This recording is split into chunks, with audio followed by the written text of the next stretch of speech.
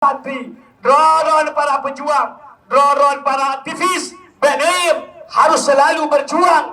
InsyaAllah kemenangan akan di pihak kebenaran. Wa qul ja'al haqqu wa zahaqal batil innal batilaka nazahuka.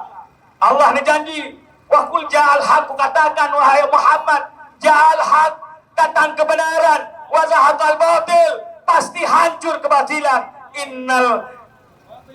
Innal batilaka nazahuka, sesungguhnya kebatilan itu pasti hancur, Allah janjikan.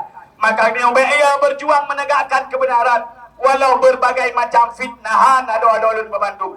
Nyo di fitnah, diadu domba gini nyo, ipegah nyo naso bayu, ipegah nyo naso pesan. Padahal kita nyo deng lauro tadi uronyo kadang-kadang baru seteguk iya putih tajib dari berkam tak berangkat tanpa sobayu, tak pulau manuk kemarau